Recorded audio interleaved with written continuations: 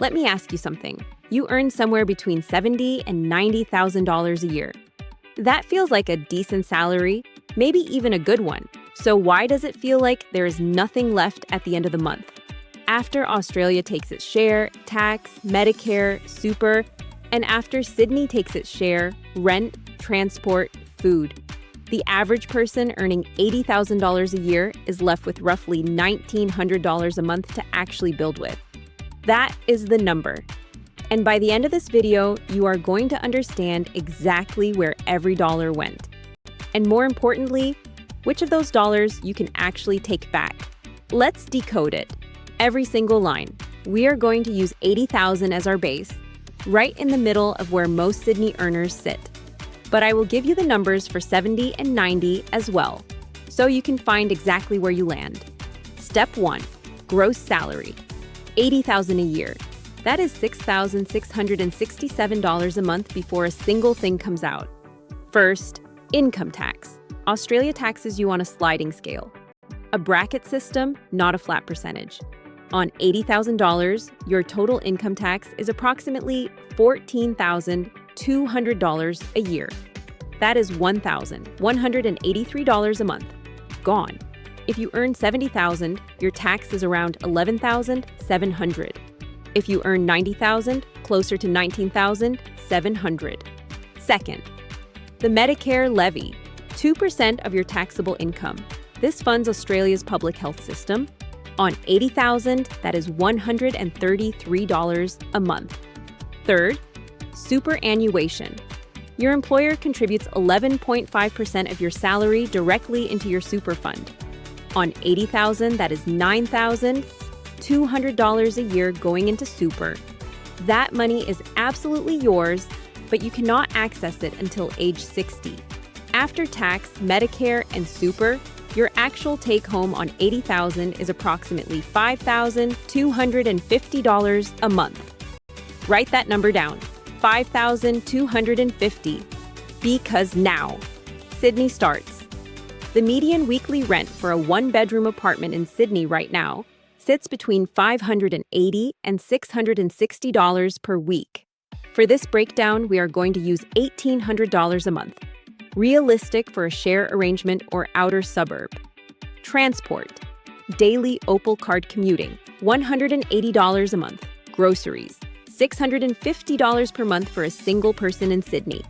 Utilities, electricity, internet, phone, gas, $280 per month. Health insurance, basic hospital cover, $130.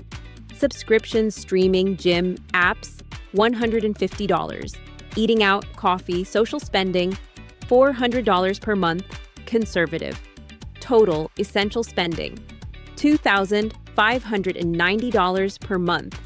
Rent plus essentials, $4,390 in fixed costs every month. $5,250 take home. $4,390 in costs. $860 left. On a $70,000 salary, $630 left. On a $90,000 salary, $1,130 left. This is not a hopeless number, not even close. But here is what determines whether that number builds something real or disappears without a trace. It is not the amount. It is what you do with it in the first 48 hours after payday. Because right after your salary hits is when every subscription and impulse is competing for exactly that amount. And if you do not assign it a job first, Sydney will assign it for you. Let me give you 3 levers that people in the salary range almost never use. Lever 1, salary sacrifice into super. You can voluntarily contribute extra into your super from your pre-tax salary. Those dollars never hit your taxable income at all. On an $80,000 salary sacrificing $200 per month reduces your take-home by only $134. Because the tax saving absorbs the difference, but you have put $200 into super for a net cost of $134. Most employers will set this up in one email. Lever 2. Claim every tax deduction you are entitled to. The ATO operates on self-assessment. They are not going to remind you what you can claim. Work from home expenses, self-education costs, professional memberships, investment-related expenses. The average Australian leaves between $300 and $800 on the table every tax return. Over 10 years, at conservative investment returns, that is real wealth. Lever 3, move your idle cash immediately. If your emergency fund is sitting in a transaction account earning near zero interest, it is being silently eroded by inflation every day. Right now in Australia, competitive high-interest savings accounts are paying between 4 and 5% on cash. On $10,000 sitting idle, that is $400 to $500 in interest per year you are not collecting. Move it. Today. It takes 15 minutes. Here is the framework. I call it the Sydney 50-30-20.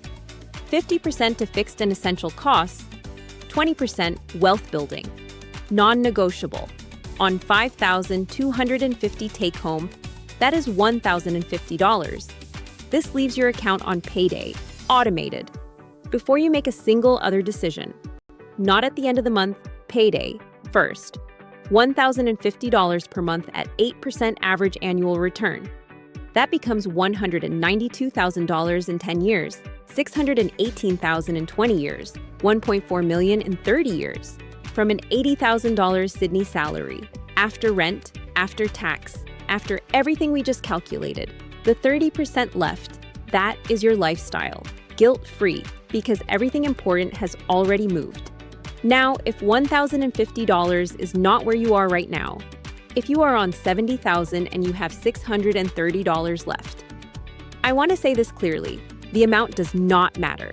I started with $100 a month, in a room I was sharing, in a city I was still learning. $100 into one ETF. Automated, same day, every month. And that is exactly what the next video covers. How to start investing in Australia from scratch with $100. On an $80,000 Sydney salary, you take home $5,250 a month. After rent and essential costs, you have $860 to direct intentionally.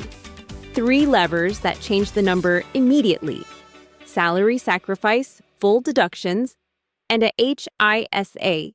And the Sydney 50-30-20 framework turns $860 into something real. Sydney is expensive. That is a constraint, not an excuse. Every person who has built genuine financial security in the city did it because they had a system. Subscribe to Paycheck Decoded. Not because YouTube channels ask you to, because every video gives you something specific you can apply to your money in Australia. The next video is already up. How to start investing in Australia with $100. I will see you there.